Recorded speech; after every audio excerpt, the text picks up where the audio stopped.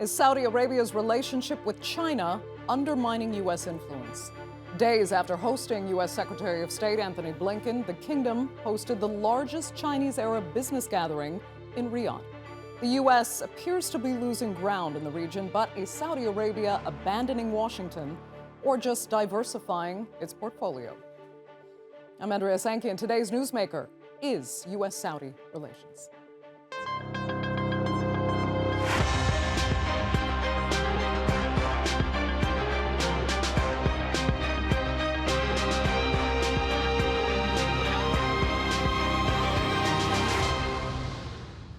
U.S. Secretary of State Antony Blinken's trip to Saudi Arabia this month ultimately did little to resolve some growing differences between Washington and Riyadh.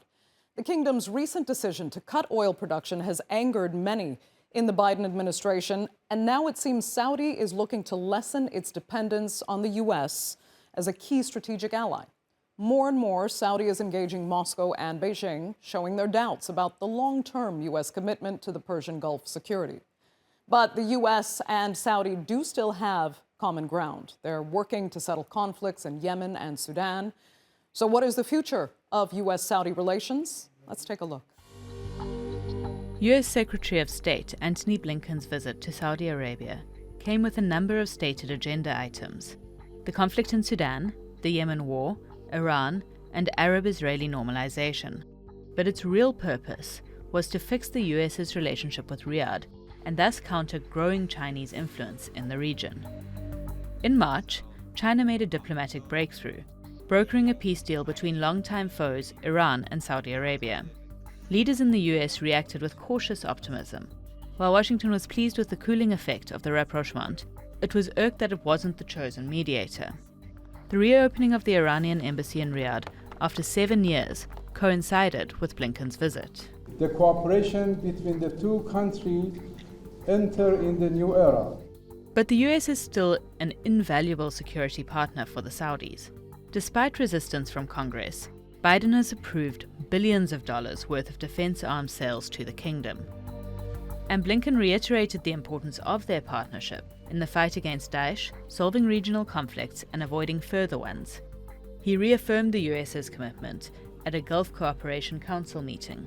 The United States did this region today, and we remain deeply invested in partnering with all of you to build the brightest and strongest possible future of the Middle East.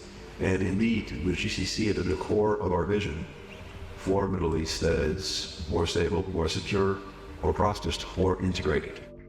But the Saudi leadership doesn't want to have to choose between the US and China. It considers Beijing a significant player in a multipolar world. In a joint press conference with Blinken, Saudi Foreign Minister Faisal bin Farhan clarified his views on the relationship with China, the country's largest trading partner. I don't ascribe to this zero-sum game. I think we are all capable of having multiple partnerships and multiple engagements, and the US does the same in many instances. So I'm not caught up in this really negative view of this. I think we can actually build a partnership that crosses these borders. And that partnership is deepening. Just days after hosting Blinken, Saudi Arabia held the China-Arab Business Conference. During the 2-day event, China signed $10 billion worth of investment deals with Arab countries. I think this summit signifies an increasing tendency towards South-South collaboration and partnership, because the South now has many centers of excellence in technology and capital. We're no longer dependent on the developed North in the previous world order. Earlier this month, Saudi Arabia, the world's largest oil and gas exporter, cut production to boost prices. It was the exact opposite of what Biden wanted. He has repeatedly called on OPEC countries to bring record high prices down. The president even vowed that there would be consequences for Saudi Arabia after a similar production cut last year. So while China is expanding its footprint across the region, the US will have to work hard to secure its position. But it may not be easy, as Gulf nations see business with China as one half of a win-win situation. So where does this geopolitical maneuvering leave the United States and its influence in the Gulf? Well, joining me now to debate that are, from Riyadh, Saudi-U.S. relations analyst Ahmed Alibrahim. From Washington, Abdullah Alaoudh is the Saudi director for the Freedom Initiative and Secretary General of the Saudi National Assembly Party. And in New York, Tom O'Connor, senior foreign policy writer for Newsweek magazine. Thanks all so much for being with us. Tom, I'll start with you because you seemed to think that Blinken's visit would be a good opportunity for the U.S. to recalibrate its approach to Saudi in a way that would benefit the relationship. You've had some time now to digest Blinken's visit. Do you think it was beneficial, especially for Washington? Well, I think any opportunity, any in-person gathering is always a positive step when it comes to wanting to recalibrate this relationship, which obviously has been troubled for some time now, especially under the Biden administration.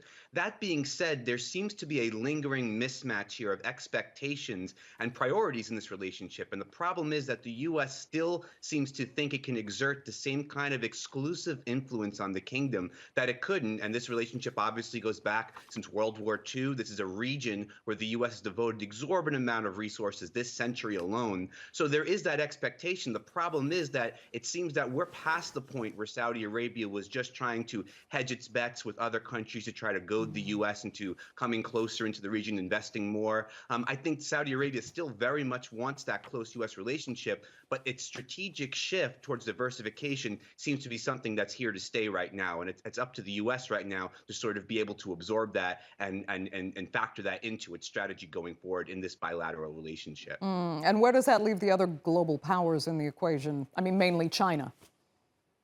Well, it gives China an opportunity, of course, because China does have stuff that Saudi Arabia wants when it comes to investment, when it comes to regional interests. Of course, we saw China's role in brokering the deal between Iran and Saudi Arabia. That was historic. Now, this, of course, was stuff that was the work of diplomacy for years prior to that actual agreement happening. But China's role is significant in the sense that it shows that China is paying attention to this region. It's sensing some discomfort with the U.S. Lack of attention, pivoting to East Asia, the conflict in Europe, of course, between Russia and Ukraine. And so, of course, China sees an opportunity there. Now, we don't know for a fact right now whether China wants to replace the U.S. There's no indication of that right now, especially when it comes to becoming the security guarantor of the region. The U.S. is not leaving that area anytime soon in that sense. But there is an opportunity there for China to further its inroads in line with China's own national interests, which increasingly seem to be lining up with Saudi Arabia and some of its partners in the region.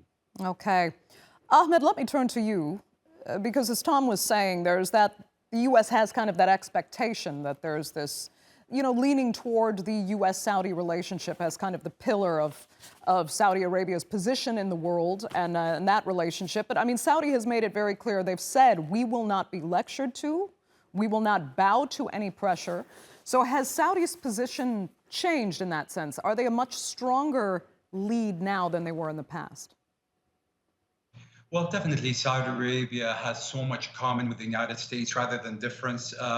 We still are strategic partners, but the United States can evolve, except the U.S. administration is not, or it's having some internal issues or more divided within to cope up with what's happening in the region or at that matter in the world. So there's a lot of hiccups that's happening for the past 5 decades. Arabia on the United States in order to lead the policy here in the region. But we've never seen an execution shift when it comes to these kinds of things. We've seen it in Iraq, we've seen it in Afghanistan, Syria, the file on Yemen, on many things. So Saudi Arabia actually has been re-strategized, and the best thing is to take matter in your hands. So from the United States, we're seeing that the U.S. administration, from Obama to Trump to Biden, is not. It's very moody, and we cannot work with an ally that actually one day is up and when its day is down. And these kind of vacuums that the United States left in the region, it has to be filled. So Saudi Arabia has to step up to the game, and they called their actions, and they're doing what they can do best for the region and for the GCC states.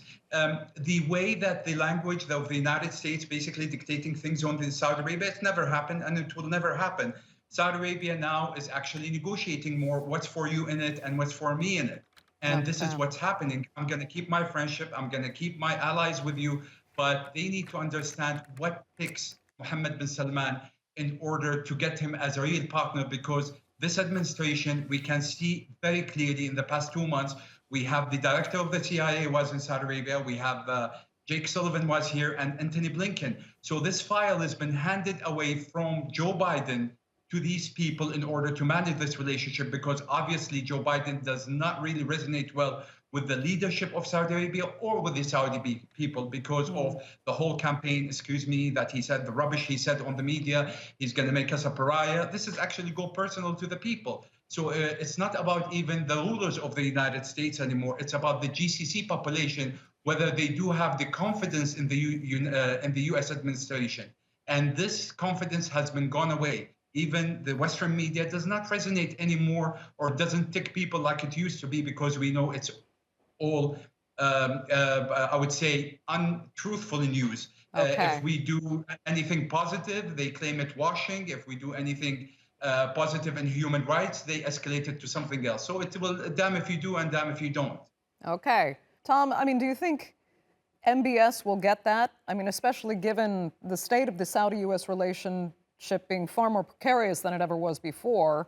Yeah, and this really points to a double standard, the Biden administration's policy. Now, Biden, of course, came in, and some of my fellow guests here have mentioned some of Biden's comments about MBS himself and his human rights abuses, allegedly. And this is something that, of course, has poisoned the well with the Biden administration even coming into this. But as we're having seen how Saudi Arabia now is reacting to that, the U.S. is in the position of recalibrating right now, not Saudi Arabia. And that's an interesting development, because it puts the Biden administration in a very uncomfortable position of being an administration that has come in trying to depict the world as a world between democracies and authoritarian governments. And we saw that in the democracy summits. And that's, there's no clear criteria there. Obviously, Saudi Arabia does not fit comfortably into those categories. But also, what they're doing is they're creating a new criteria of countries that are essentially tolerated to not be democracies or not working for democracies because of their geopolitical value.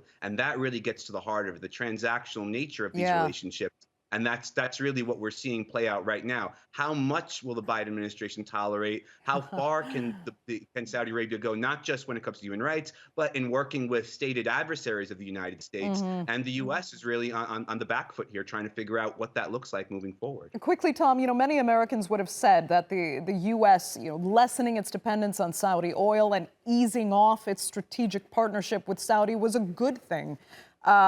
Is it turning out instead to be a case of it's actually maybe better the devil you know?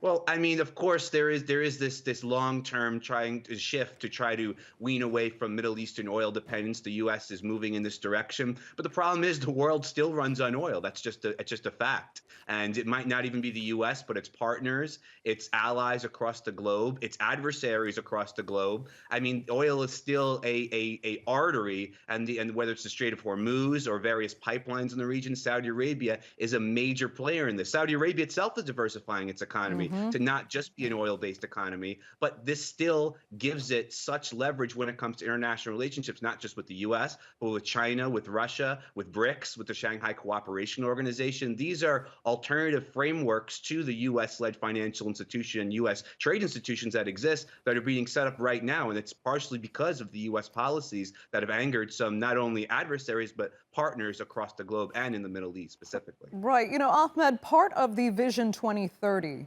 was to wean Saudi off its dependence on oil revenue and diversify the economy, as Tom was saying.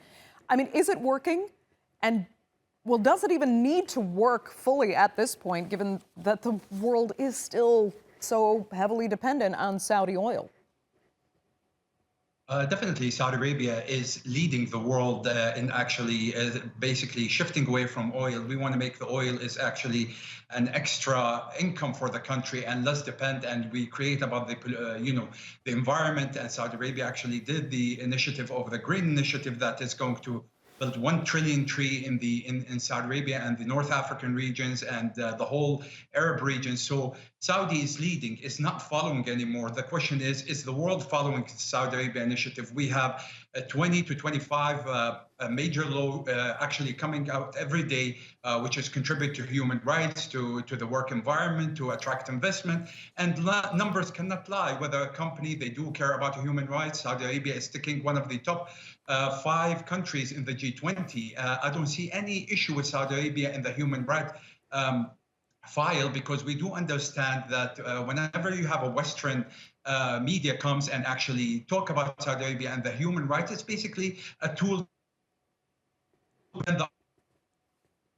The Singh Abdullah, for example, mentioned how Saudi Arabia actually was helping many nationalities to deploy out of Sudan, you know, from Khartoum 8 hours to the port, from the port by helicopters and entourages to the ship, from the ship to Jeddah, all these kind of things. Saudi Arabia gives an examples of a human right. If we're going to stuck in the past 20, 30 years, we can actually list many countries around the world that they actually killed people, deployed people. We can talk about Israel, we can talk about America, we can talk about Russia.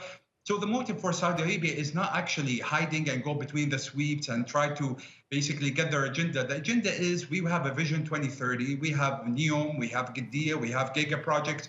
We want to prosper economically, and we want to stay away from oil, and we want to fix the environment. Okay. So we're ticking all the boxes. These things need to take face value. We just cannot keep Abdullah, the machine of, you know, Saudi Arabia did this on that.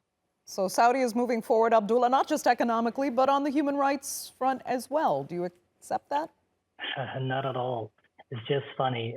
This is just a self-reflective perspective that we hear from the pro-Saudi government in Riyadh. The only people allowed to speak in Riyadh, otherwise they will be arrested.